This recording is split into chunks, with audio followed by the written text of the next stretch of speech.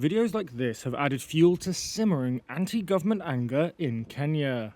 The lavish lifestyles of lawmakers splashed across social media. Then you need to check yourself. In April and May, during the build-up to recent widespread protests, MP Zahir Janda posted these on TikTok, triggering an angry response online. Protesters have since tried to storm his home in the western town of Kisii. Janda did not respond to requests for comment. But he's also not the only one.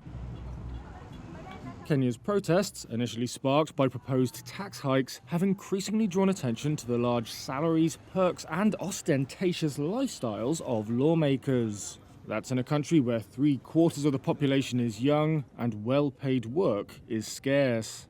And, according to artist and activist Rachel Stephanie Akinyi, where most Kenyans are sleeping hungry.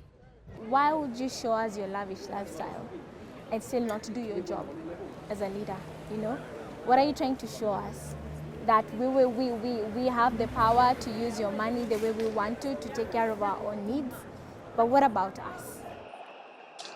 Fury boiled over in Kenya on June 25th, when protesters stormed Parliament and set it ablaze. Since then, private residences and businesses of several lawmakers, mainly those associated with the ruling coalition, have been attacked.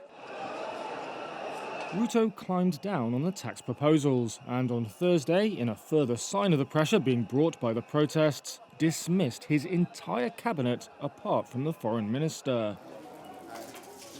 Ruto, who came to power after portraying himself as a champion of low-income hustlers, has said some officials have displayed obnoxious opulence.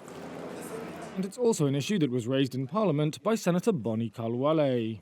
The public display of wealth and opulence, unless members of the public can quickly see where you've gotten it, they will not be happy. Over the weekend, I was speaking of a young member of parliament from my community who has bought a helicopter. Yes, I have a helicopter.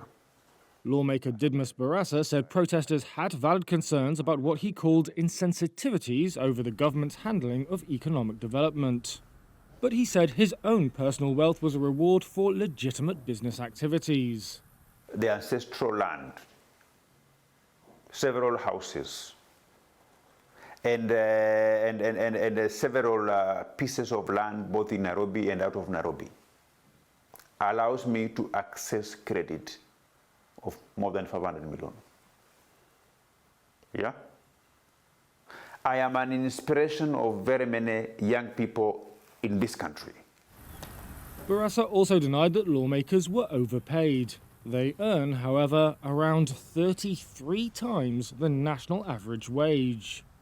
Kenyan lawmakers are also no strangers to allegations of corruption and waste. In 2023, Kenya ranked 126 out of 180 countries in the world by Transparency International's Corruption Perception Index, down 3 places from 2022. Ruto has ordered a review of pay rises lawmakers and officials were due to receive in July. His office did not respond to requests for comment for this report.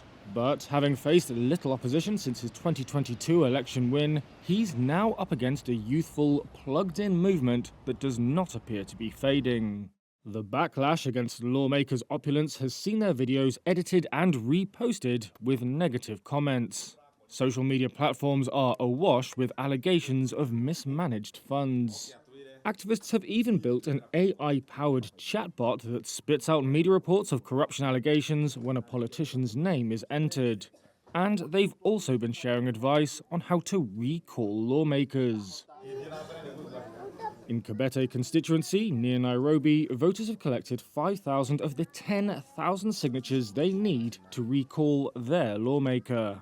I'm hoping that Kabete will be able to inspire the rest of the country to take action. Human rights activist Ndungi Gituku said they are taking their country back. If we don't put these people on check, he said, then that is it. It's the end of Kenya.